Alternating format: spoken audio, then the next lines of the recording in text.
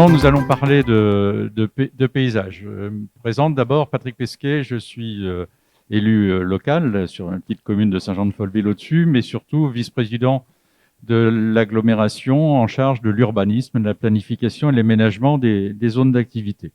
Donc le paysage est au cœur effectivement de notre activité. Plutôt que de parler du paysage, j'ai parlé des paysages, puisqu'il y a les paysages naturels, les paysages agricoles, urbains, périurbains, industriels ou industrieux, hein, et tout cela forme effectivement un ensemble important. Avec, et là je prends ma casquette d'aménageur et d'urbaniste, avec là aussi des problématiques sur la stratégie d'adaptation et des injonctions qui sont un peu contradictoires, puisque lorsque, on l'a entendu tout à l'heure, il y a la nécessité de s'adapter à la hausse des températures et qui implique effectivement de créer plus d'espaces verts dans les villes pour favoriser l'ombre, la circulation de l'air.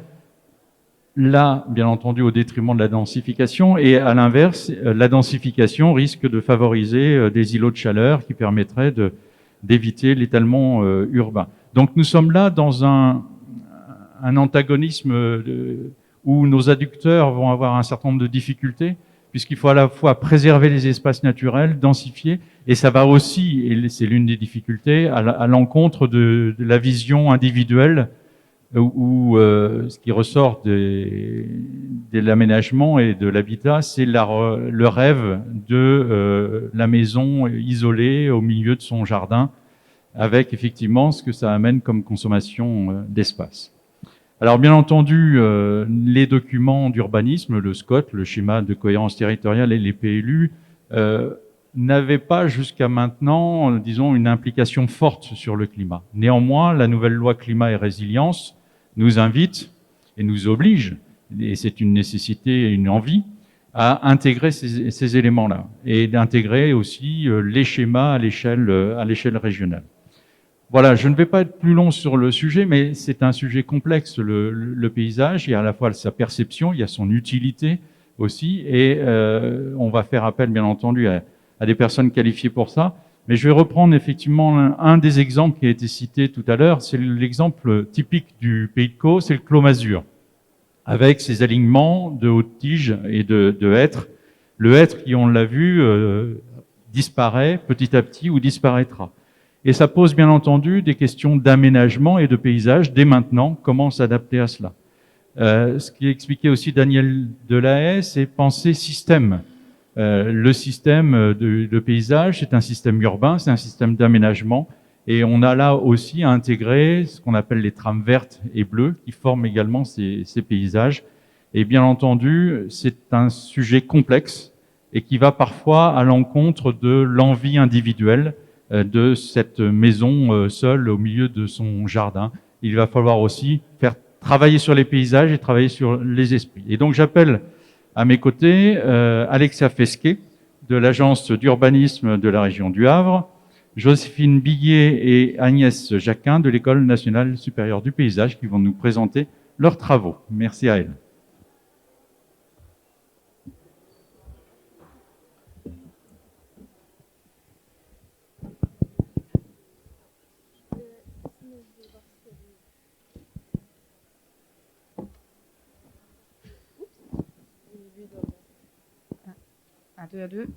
Un, deux. Vous m'entendez bien? Oui, super. Un, deux. Bonjour à toutes et tous. Merci infiniment, Monsieur Pesquet. Merci à Cosen Aglo pour son accueil. Donc, on va poursuivre sur la thématique globale, locale et adaptation au changement climatique. Et aujourd'hui, ce qu'on va vous proposer, c'est finalement une odyssée. Un voyage dans le temps pour comprendre comment les paysages de la vallée de la Seine ont évolué depuis la Pangée, qui est ce supercontinent formé il y a plusieurs centaines de millions d'années, jusqu'à aujourd'hui. Mais avant de partir, des présentations s'imposent.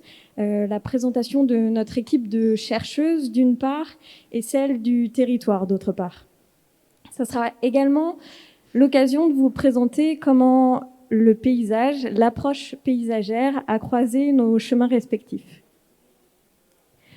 Donc Joséphine, par exemple, à ma gauche, a toujours eu une âme de saumon. Joséphine sortait systématiquement des rangs pour partir à la rencontre des habitants et des professionnels des territoires et croiser leurs regards. Faisant sien l'adage « l'union fait la force », Joséphine a petit à petit abandonné les itinéraires solitaires pour promouvoir des itinéraires plus solidaires et reconstituer des bancs de poissons. Alexia, c'est le héron de l'équipe. Si vous la cherchez, vous la trouverez le bec dans l'eau ou le bec dans les airs. Alexia survole les grands territoires sans se soucier des limites administratives. Son ambition, c'est de traverser les échelles et de multiplier les perspectives. Pour ma part, donc Agnès, j'ai très tôt acquis le statut d'étalon. Placée au pied des bâtiments ou des grands arbres, j'offrais une unité de mesure, le mètre 50, très efficace. Et à force finalement d'être dans cette posture d'attente, je me suis rendue petit à petit sensible aux sons, aux odeurs, mais aussi au rythme qui anime chaque lieu. Et c'est finalement riche de ces trois approches du territoire, du paysage comme tissu de relations, du paysage comme exploration des échelles, mais aussi du paysage comme expérience sensible, que nous avons rencontré le territoire de la vallée de la Seine. Ce territoire, c'est un territoire que vous avez peut-être vous-même déjà rencontré. Vous l'avez peut-être rencontré par exemple dans vos manuels de géographie. Vous avez alors appris que la Seine est un fleuve français qui prend sa source sur le plateau de Langres en Bourgogne avant de parcourir 776 km et de se jeter dans la Manche. Mais vous avez peut-être entendu parler de ce territoire à travers des discours politiques, où vous avez alors appris que le territoire de la vallée de la Seine fait l'objet d'une considération particulière depuis 2015 de la part de l'État et des régions Normandie et Île-de-France qui se sont fédérées pour développer ce territoire d'intérêt national. Mais vous avez peut-être tout simplement rencontré ce territoire physiquement, en empruntant l'autoroute A13, en voyageant le long des méandres de la Seine ou encore en empruntant les lignes ferroviaires. Vous avez aussi pu rencontrer ce territoire par vos 5 sens, en observant les couleurs de ces paysages changeantes traduites par les peintres impressionnistes, en respirant les embruns des côtes normandes, ou bien ses parfums plus raffinés, en goûtant à ses spécialités comme le sandwich au jambon de Paris et au beurre d'Isigny, ou bien encore les coquillages et crustacés de la baie de la Seine. Alors, à travers cette présentation, nous allons nous donner pour objectif de comprendre comment ce territoire, finalement, s'est formé, déformé, métamorphosé depuis la période du Carbonifère jusqu'à nos jours. Et ça va être aussi l'occasion de comprendre, finalement, quels sont les grands défis climatiques, les grands défis sociétaux auxquels fait face ce territoire aujourd'hui. Mais et du coup, notre périple va commencer. Pour commencer notre périple, nous allons revenir un peu en arrière, il y a 300 millions d'années, à une période où la Terre est déjà âgée de 4 milliards d'années. La Terre est à cette période, tous les continents sont regroupés, ne formant qu'un seul continent, un unique continent qu'on appellera la Pangée, qui baigne dans un unique océan, qu'est l'océan Pantalassa. Pour que vous puissiez bien suivre la présentation, un petit détour par la légende. Donc, ce que vous voyez en brun, ce sont les terres émergées. En bleu, les mers profondes, en bleu clair, les mers peu profondes, et en violet, les glaciers. Des glaciers qui, à cette période, traversent tout l'est de l'Europe actuelle, formant une imposante chaîne de montagnes qu'on appelle la chaîne hercynienne, qui est comparable aujourd'hui à la chaîne de l'Himalaya, par exemple. Ce qu'on va appeler plus tard le bassin parisien est alors une vaste plateforme aride peuplée de petits reptiles. Le climat est tropical.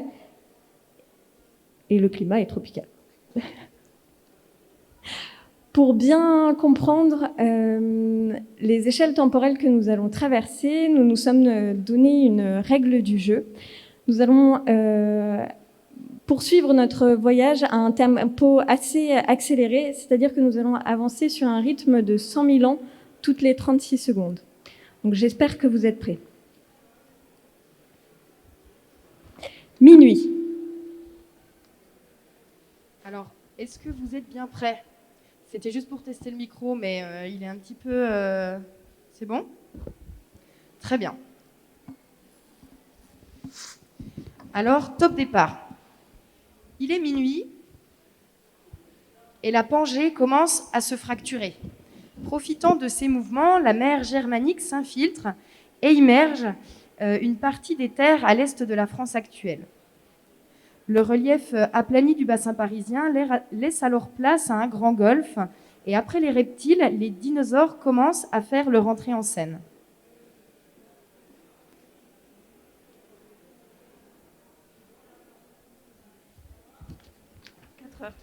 4 heures.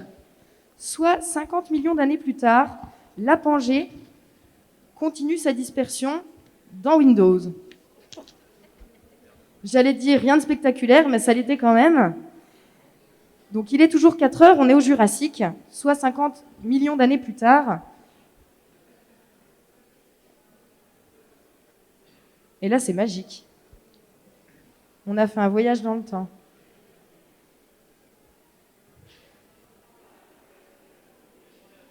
Pardon.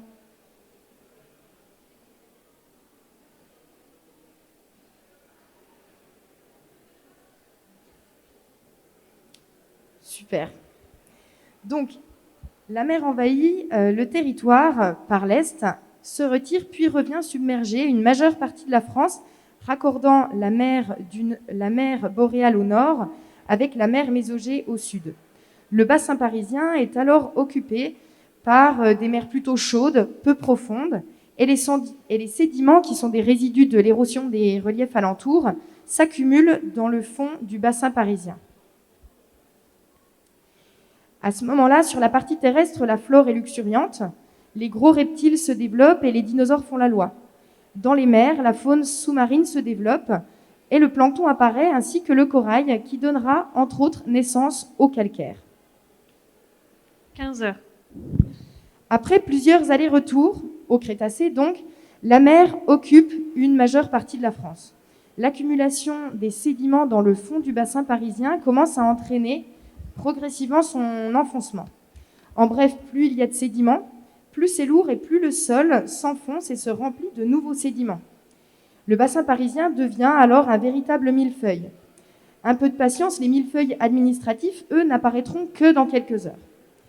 Puis, les profondeurs du bassin parisien se recouvrent alors de grès, de calcaire, d'argile, de gypse, de sable, de limon, de marne, de sable encore et enfin de craie. De la craie qui s'est formée grâce à l'accumulation et à la compaction de coccolithes qui sont des petites pelures d'êtres vivants.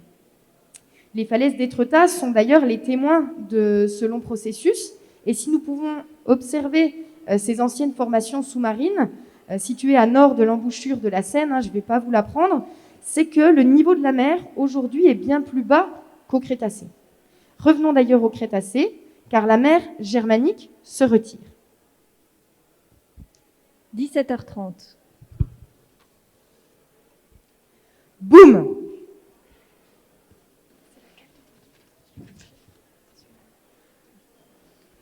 Météorite, pluie d'acide, volcan, on ne sait pas réellement ce qui s'est passé. En tout cas, on constate une nouvelle fois une extinction massive de la biodiversité.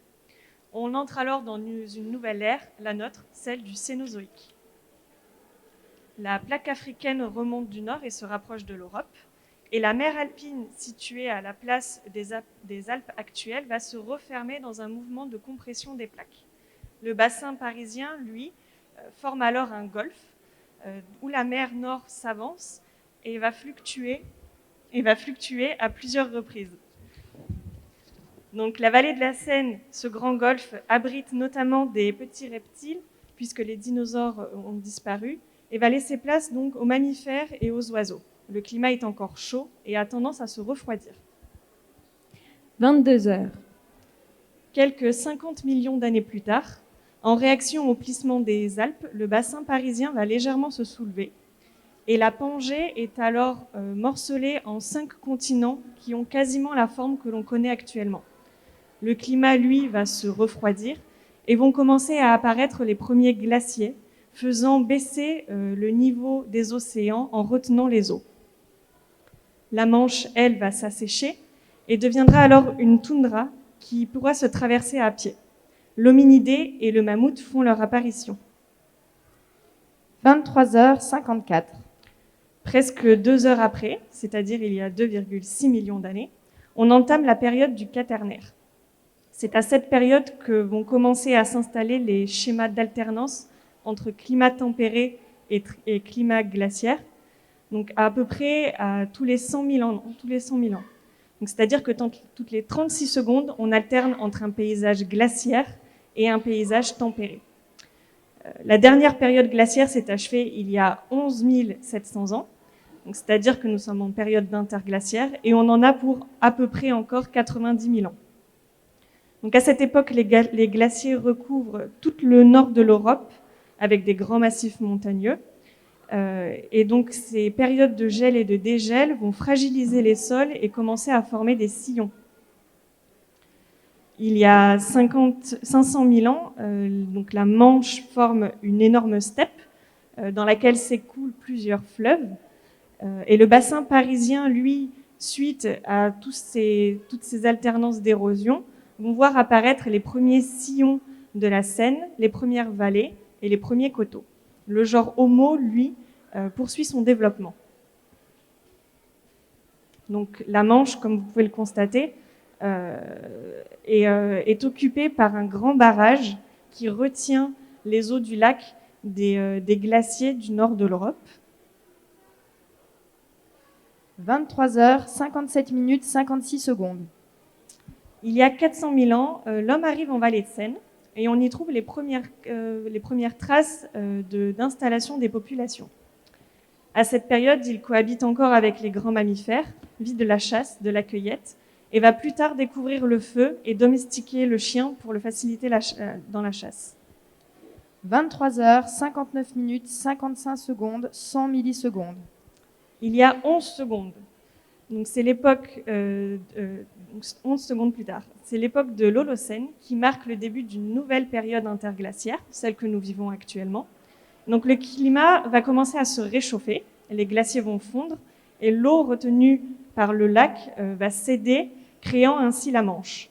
L'espèce humaine, elle, profite de ce climat doux pour se développer et va réduire ses déplacements saisonniers. Il commence donc à se sédentariser.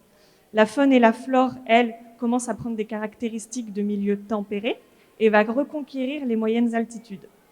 Le réchauffement entraîne une nouvelle extinction, celle des mammouths et des gros mammifères. 23h59 200 millisecondes. On arrive au néolithique et déjà une vingtaine de sites sont habités par l'homme en vallée de la Seine. Il y trouve notamment un territoire d'opportunité et s'y installe grâce aux protections qu'apportent les coteaux, à la proximité avec l'eau et avec des terres qui sont déjà très fertiles et qui lui permettent de commencer à avoir des pratiques agro-pastorales et de culture.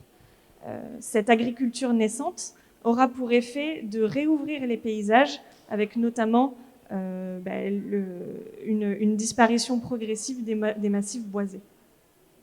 23h59 237 millisecondes. On arrive à l'époque romaine. Donc, l'époque romaine va provoquer une des premières transformations du paysage, avec d'une part des grandes voies qui seront les voies romaines tracées pour relier les différentes villes, et d'autre part un nouveau mode d'agriculture. On a notamment la principale voie romaine qui va relier l'ancienne capitale, donc l'ancien port Giulio Bona, qu'on connaît actuellement sous le nom de Lillebonne, avec la capitale. Donc la Seine devient déjà un axe majeur des flux.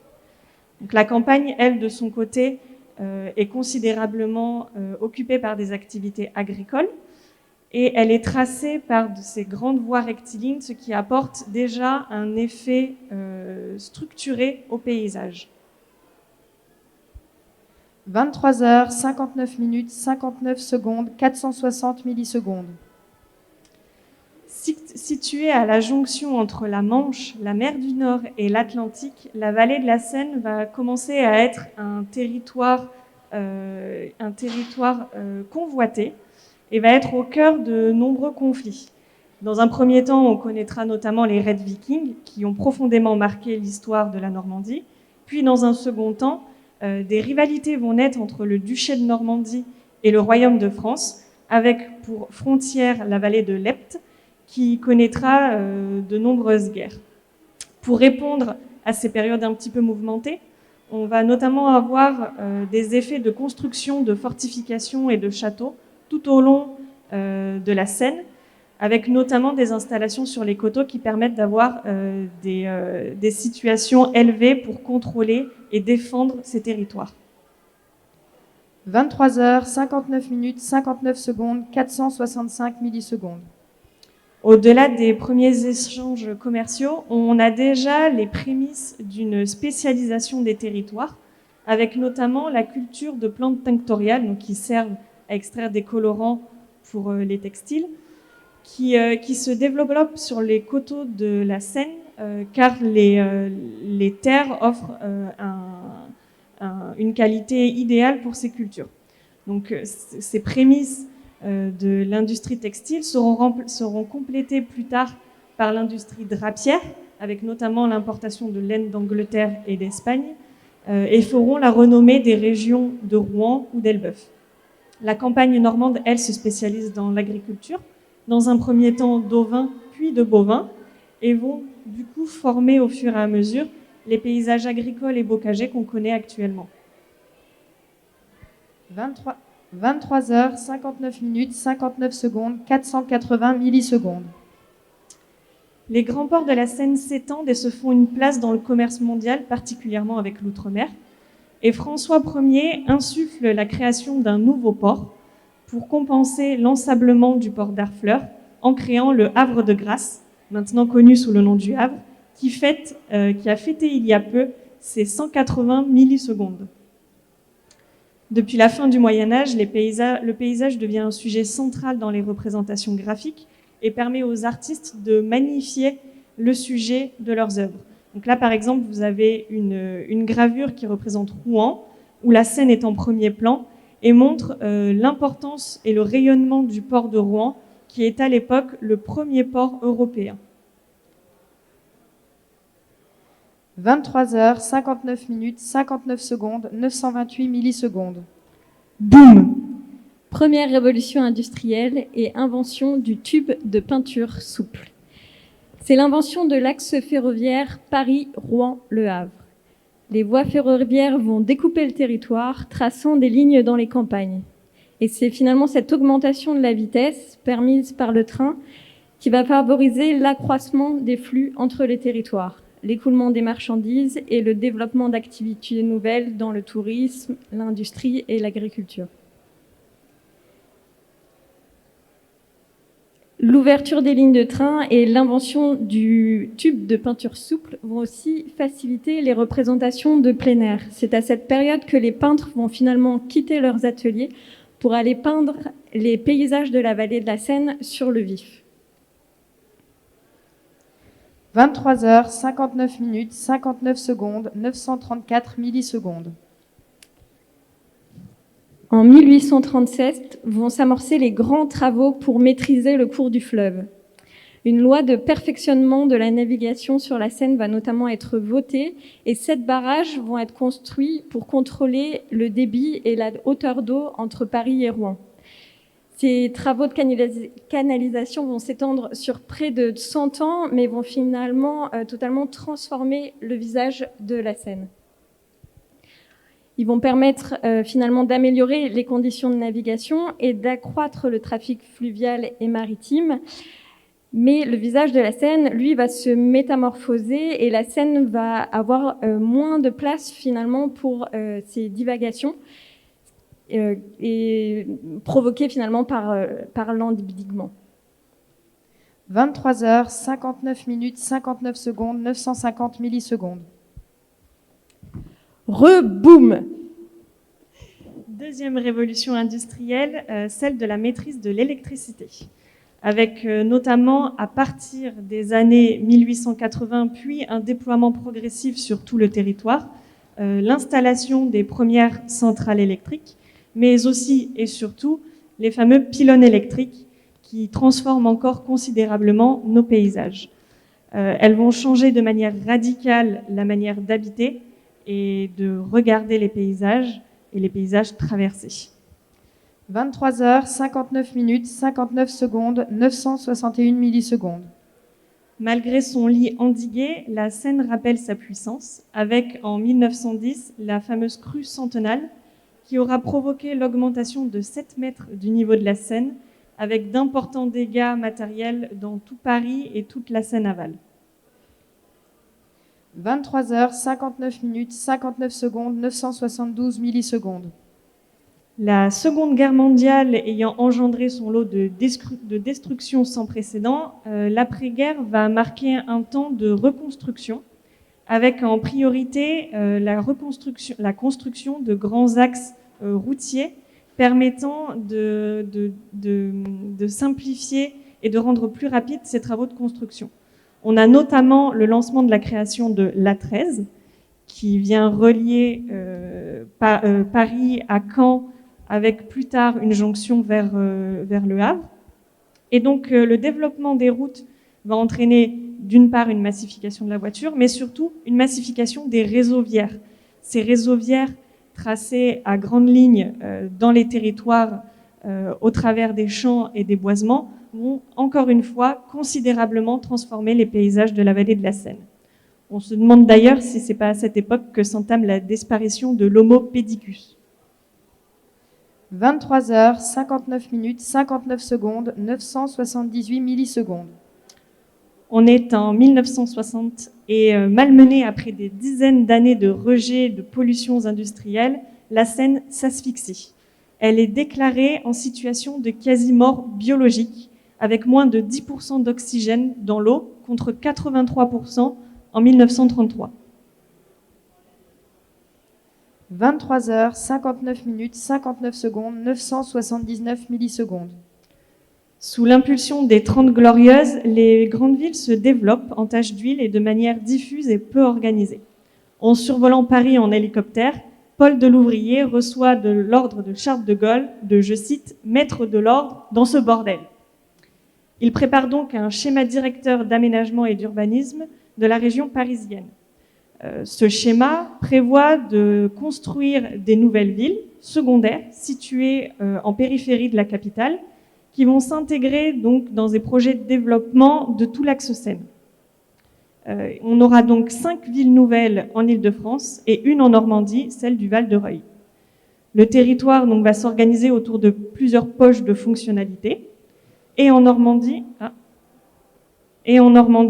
le Val-de-Reuil sort littéralement des champs de patates. Il viendra conforter l'axe industriel Rouen-Paris. Et donc cette ville ex-nihilo sera l'une des premières villes donc, qu'on dit construite à partir de rien pour consolider la capitale. 23 heures, 59 minutes, 59 secondes, 984 millisecondes. Première alerte, on arrive à un mouvement d'inversion des rapports de force. C'est-à-dire qu'en quelques millisecondes, l'homme va dézoomer, va faire le point d'état de santé de sa planète et va se rendre compte que de l'apparition d'un immense trou dans la couche d'ozone, donc qu'on découvrira après sous l'effet de serre. Et donc les scientifiques mettent un point d'alerte sur la fragilisation de cette couche et sur les effets directs des activités humaines sur cette fragilisation. C'est en quelque sorte la première fois que l'homme prend conscience de la rupture d'équilibre entre l'environnement, la capacité d'absorption de son environnement et ses activités. En 1987 est signée la première convention internationale pour contrôler ces émissions. Et en 1988, le premier groupe intergouvernemental d'experts sur l'évolution du climat voit le jour, le GIEC. 23h, 59 minutes, 59 secondes, 991 millisecondes. Revenons un peu en Europe. On assiste en 2003 à l'une des plus grandes canicules d'ampleur. Et donc, les records de température sont battus dans presque toutes les villes.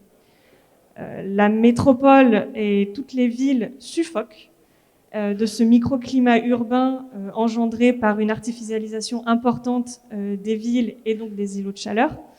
Et c'est à ce moment qu'on se rend compte que le changement climatique est directement perceptible.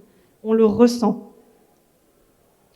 23h, 59 minutes, 59 secondes, 996 millisecondes. En 2007, Paris cherche à se mesurer aux autres grandes métropoles mondiales et ouvre alors une consultation qui réunit des équipes d'architectes pour repenser l'avenir de la capitale. Certaines mettent en lumière les dysfonctionnements évidents de la métropole, avec notamment un territoire soumis à de grandes inégalités territoriales, à une importante artificialisation, une imperméabilisation et à un urbanisme enclavé par des réseaux routiers. Au milieu de toutes ces équipes d'architectes arrive celle d'Antoine Grimbach, qui constate que toute métropole mondiale digne de ce nom doit posséder une façade maritime.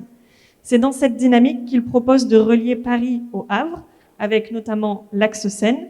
Et donc ce projet va retenir l'attention des pouvoirs publics avec la création du contrat de plan interrégional État-région Vallée de la Seine en 2015, suite auquel nous réalisons cette conférence.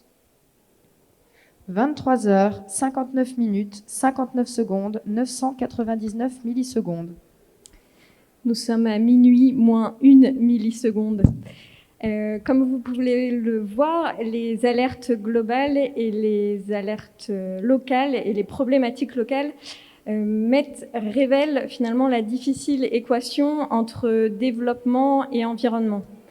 Tandis que les projets de développement se poursuivent, les rapports successifs du GIEC, comme on a pu l'entendre ce matin, se multiplient et confirment les réalités des changements climatiques, leur amplification future à l'échelle de la planète et le rôle majeur des activités humaines dans leur amplification.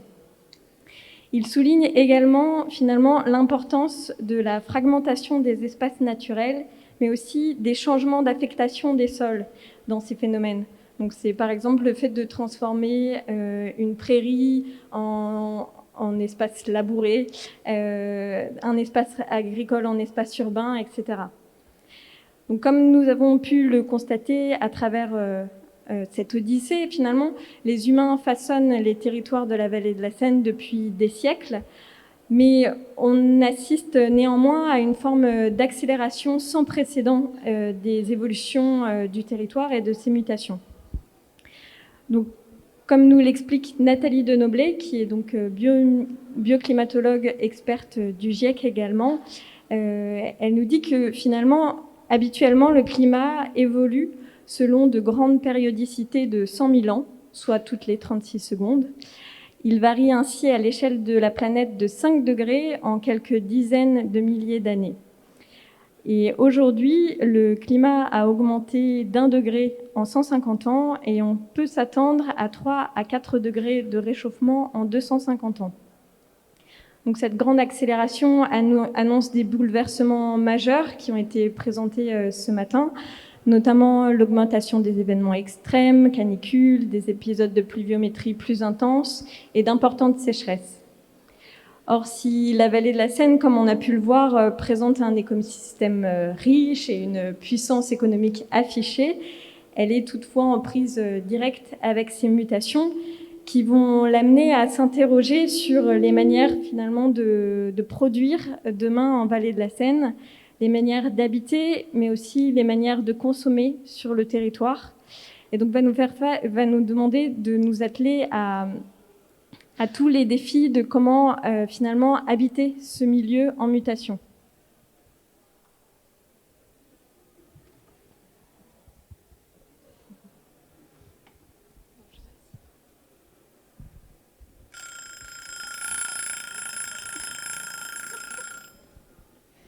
Il est minuit.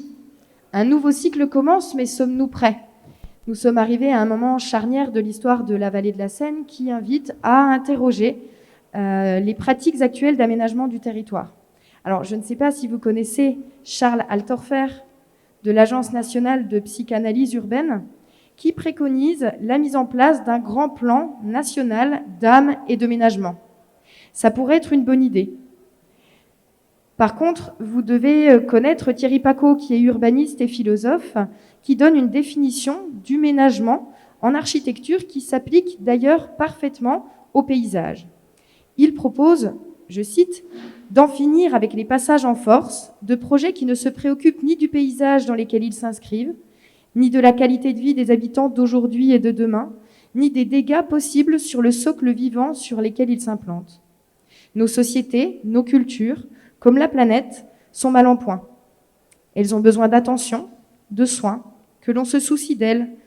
Le ménagement est une pratique bénéfique et bienveillante pour faire de nos paysages des biens communs vivables et rassurants. » Alors peut-être que l'aménagement a fait son temps.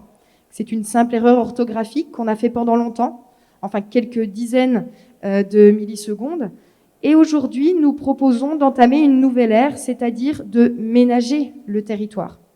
C'est tout du moins l'ambition du réseau paysage de la vallée de la Seine, qui est un réseau animé par l'École nationale supérieure de paysage, en partenariat avec l'agence d'urbanisme Le Havre Estuaire de la Seine depuis 2015.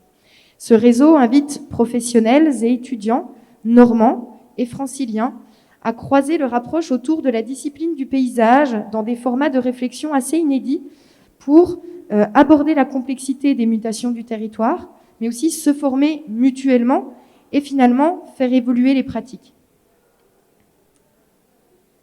Alors pour cela, le réseau s'appuie sur plusieurs outils, empruntés entre autres à la discipline du paysage.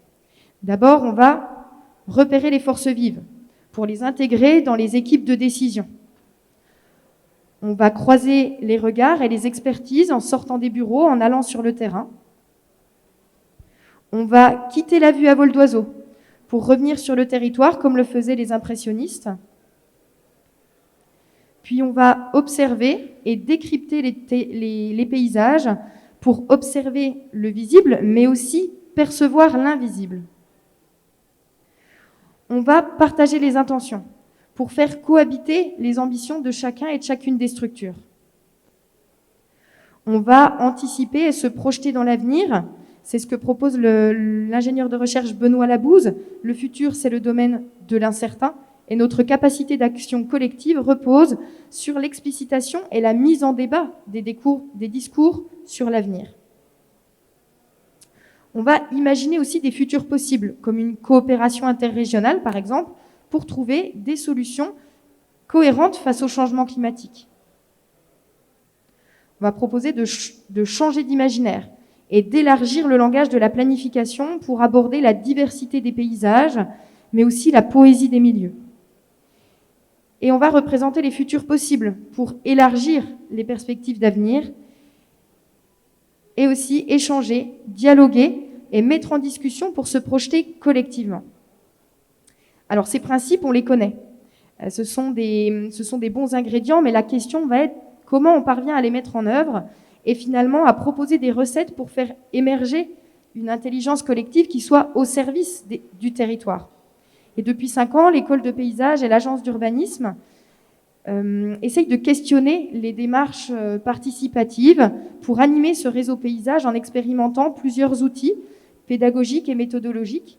On va chercher finalement à sensibiliser aux réalités du paysage et surtout à convaincre sur l'importance de croiser les expertises pour pouvoir prendre les bonnes décisions.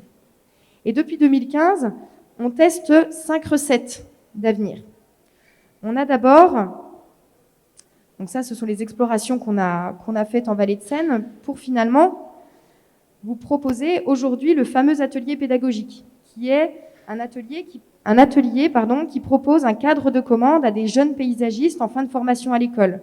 Une première édition en 2015 a permis de révéler les valeurs paysagères à l'échelle de toute la vallée de la Seine et surtout du périmètre du contrat de plan, donc entre Paris et Cherbourg. Et les ateliers suivants ont été programmés via des appels à manifestation d'intérêt des structures et des territoires. Celui-ci, par exemple, était sur la vallée du commerce, entre Bolbec et Lillebonne, qui s'est tenu entre 2018 et 2019, et duquel on pourra vous parler un petit peu par la suite. L'idée de ce dispositif est vraiment de faire émerger des problématiques de commande, des sites à enjeu sur la vallée de la Seine, mais aussi des situations préopérationnelles. On a aussi l'incontournable voyage atelier, qui est organisé chaque année pendant 2 journées à destination des professionnels et des étudiants. Ce voyage est construit autour d'une première journée de visite, de rencontres, d'expériences paysagères en extérieur, suivie d'une journée de production collective où on va essayer de développer des perspectives pour le territoire étudié. Alors, c'est 2 jours où on va vous emmener en bus, à pied, en bateau, en vélo, pour essayer de vous faire vraiment comprendre le territoire, ses enjeux, accélérer votre connaissance du territoire pour que vous puissiez avoir toutes les clés pour apporter vos compétences, pour essayer de proposer un avenir possible en fait pour ce territoire, tout en façonnant cette expérience collective au sein du réseau. On va aussi avoir le succulent atelier itinérant et interécole. Il s'agit en général d'une semaine en itinérance avec des étudiants de différents établissements d'enseignement supérieur en Vallée de la Seine, où on va les amener à réfléchir à une problématique transversale aux 2 régions. On a fait la Seine en vélo, on a fait la Seine en bateau. Là, on est sur de la fourche normande à la fourchette francilienne, où on a étudié plutôt les paysages agricoles entre les 2 régions sous le spectre de l'alimentation. Voilà, et donc dans l'idée, chacun de ces ateliers fait l'objet toujours de restitution in situ auprès des territoires qui nous accueillent, et à la fin, il se termine par une exposition montée par les étudiants suite à leur atelier pour qu'ils puissent partager un petit peu leurs réflexions. Celle sur de la fourche normande à la fourchette francilienne est située tout au fond de la salle, pas loin des ateliers. Donc on vous invite bien entendu à pouvoir aller la voir si vous avez le temps aujourd'hui. Et nous avons aussi la tant attendue rentrée du réseau. Chaque année, le réseau Paysage propose une journée automnale de rentrée sous la forme d'un séminaire où on revient sur toutes les actions qu'on a menées pendant l'année, sous la forme de petits exposés synthétiques, où on revient sur les résultats et ce qu'a apporté chaque action, et où on vous propose le calendrier annuel, c'est-à-dire toutes les dates de l'année qui va s'entamer. Et la cerise sur le gâteau, la caravane des paysages, c'est notre nouvel outil. C'est aussi dans le cadre d'une escale de la caravane qu'on est là aujourd'hui. Cette caravane, elle sillonne la vallée de la Seine, entre Paris et Cherbourg, à la rencontre des professionnels de l'aménagement du territoire, mais aussi du grand public pour sensibiliser à l'approche paysagère et à l'adaptation des pratiques d'aménagement au changement climatique. Voilà, donc finalement, le réseau Paysage, c'est une sorte d'école hors les murs, une sorte de formation continue qu'on mène in situ sur le terrain et qui vise à compléter un réseau matériel qui existe aujourd'hui, qui est constitué des infrastructures, des plateformes logistiques, des flux qui se sont constitués il y a quelques secondes, par un réseau plus immatériel de professionnels et de néophytes prêts à s'engager dans la construction de la prochaine seconde en adoptant des pratiques plus résilientes. Suite aux travaux du réseau Paysage et à travers cette présentation, on souhaitait, pour terminer, mettre en discussion 4 orientations d'avenir pour justement ménager ce territoire de la vallée de la Seine. La première, c'est celle de favoriser l'équilibre et la multiplicité des usages, c'est-à-dire réfléchir à comment rendre les infrastructures de la Seine plus perméables en tenant compte de tous les usagers. Ce que vous voyez à l'écran, c'est l'image d'une écluse où on imaginait que finalement cette écluse ne serve plus uniquement au passage des bateaux, mais soit aussi un lieu de passage pour les cyclistes, pour les habitants, mais aussi pour les poissons. La deuxième orientation, c'est celle d'encourager la diversité des milieux et des paysages, c'est-à-dire de s'interroger sur comment révéler la mosaïque paysagère qui compose la vallée de la Seine tout en s'adaptant au changement climatique. Sur cette image, en fait, vous voyez les anciennes plages du débarquement à un moment où le niveau de la mer aura considérablement monté. Et donc, les vestiges des plages du débarquement auront rejoint les fonds marins et l'approche de cette mémoire devra être réfléchie autrement. La troisième orientation, c'est celle de ménager les ressources et conduire le vivant, c'est-à-dire réfléchir à comment concilier production et régénération des milieux, comment adapter par exemple sur cette image les pratiques sylvicoles à l'augmentation des températures. Et enfin, la quatrième orientation, c'est celle de garantir la réversibilité des ménagements, c'est-à-dire réfléchir à comment réinvestir les espaces aujourd'hui imperméabilisés tout en atténuant les phénomènes d'îlots de chaleur. Alors, avant de vous remercier pour votre écoute et de vous proposer d'échanger sur ces quelques pistes, nous allons terminer cette présentation par une ode.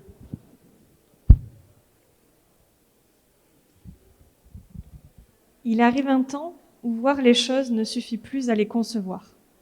Ce moment précis où l'artiste tire les traits d'un paysage encore jamais peint, où l'enfant voit la mer pour la toute première fois. Ce moment précis où l'on ne fait pas que voir, mais où l'on ressent pleinement le paysage. Nous vous proposons de redécouvrir ce qu'est de voir pour la première fois, de retrouver ce moment intense et fugace, aussi fragile que le paysage lui-même, qui grave notre mémoire des lieux, qui dessine nos cultures des territoires. Le paysage s'expérimente, se traverse, se sillonne. L'homme le parcourt, le partage, l'anime. D'un lieu, il en fait une rencontre. D'une rencontre, il en fait un matériau. Et de ce matériau, il en révèle la poésie. Nous aimerions vous dire que cette poésie est toujours parfaite, mais parfois les accords se perdent, les rythmes se cassent et les notes doivent être retrouvées. Pour y parvenir, des acteurs du territoire se sont fédérés et se forgent un langage commun pour construire ensemble une partition qui fait sens. Ainsi, le réseau paysage met sa force au service des territoires pour faire de la mélodie des paysages de la vallée de la Seine une symphonie encore plus harmonieuse. Ce monument vivant, bien plus vaste qu'un lit de fleuve, a planté son décor de Paris à Cherbourg en attendant pendant des millénaires l'arrivée des acteurs. Puis la Seine s'est retrouvée habitée, travaillée, exploitée. Elle est désormais transfigurée par les coups de théâtre des derniers actes. Aujourd'hui, pour écrire les pages à venir de cette odyssée qui ne s'achève pas, le réseau propose un canevas. En finir avec l'ère de l'aménagement. Fini les taches d'encre, fini les pattes de mouche et les coups de correcteur. Les acteurs se placent dans l'ère du ménagement pour prendre soin de leur scène. Les paroles se libèrent, les actions se réfléchissent, s'adaptent. On s'informe, on cajole, on veille. Comme toute chose, le ménagement, ça s'apprend. On teste, on innove et on diffuse. On s'engage, on s'applique, puis vient le jour où on avance, on fédère et on évolue. Car il est temps de construire un héritage plutôt que d'en abîmer les restes. Et nous sommes là, devant vous, pour faire évoluer ce territoire. La Seine, notre Seine, celle d'une nouvelle page à écrire ensemble.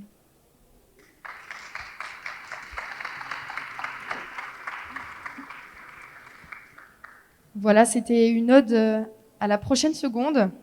Nous vous remercions pour votre attention. Vous avez dû le comprendre, hein, nous ne sommes ni géologues, ni historiennes, ni politologues. On est paysagistes.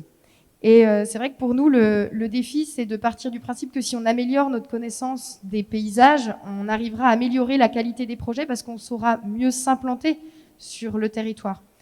Tout à l'heure, Monsieur Delahaye disait on ne changera pas le climat, mais on peut encore changer les pratiques. On vous invite à essayer de pouvoir rentrer dans cet ouvrage qu'on a écrit suite à nos expériences depuis 5 ans, qui reprend en fait une trentaine de projets réalisés en Vallée de la Seine entre Paris et Cherbourg, qui pour nous en fait impulse une nouvelle manière de lire et de travailler, on va dire, à la planification de cet espace singulier, et qui surtout impulse des nouvelles pratiques qui montrent qu'on peut faire différemment, que ça peut être tout à fait durable aussi et souvent économique. Donc voilà, on a traversé un petit peu toute la vallée de la Seine. Ce ne sont pas forcément des paysagistes qui ont rédigé les articles, mais les porteurs de projets. On va avoir des maires, on va avoir des agriculteurs, que ce soit des agriculteurs en élevage ou agriculture plutôt pour la production de lait. En agriculture, on en parlait tout à l'heure de conservation des sols, mais on a aussi des espaces industriels, comment on gère des digues, etc. Donc voilà, on vous invite à à rentrer dans cette visite guidée qu'on vous propose et qui surtout offre une projection vers l'avenir et dont la couverture a été réalisée par nous-mêmes suite à des ateliers justement avec tous les membres du réseau Paysage, des ateliers de prospective où on a développé un scénario autour de 8 thématiques, des thématiques comme l'énergie, comme l'industrie, comme l'habitat, comme les continuités écologiques, qui sont des thématiques qui pour nous font sens à l'échelle interrégionale, qui peuvent trouver des solutions dans la complémentarité des territoires. Et ce scénario, on l'a traduit graphiquement, qui permet en fait aujourd'hui d'avoir un outil de discussion sur différentes thématiques. On a une vingtaine de scénettes et cette carte narrative, elle a été produite à l'échelle d'un grand poster de 3 mètres de long qui est aussi affiché à l'espace de l'atelier puisqu'il y aura des ateliers qui vont se dérouler. On remercie justement Cosenaglo qui nous a invités aujourd'hui mais qui par la suite va animer des ateliers autour de cette carte narrative. Voilà, donc on se retrouve je crois tout à l'heure avec la présidente autour de la carte narrative et on vous invite effectivement à suivre un petit peu le défilé pour nous retrouver en fin de parcours.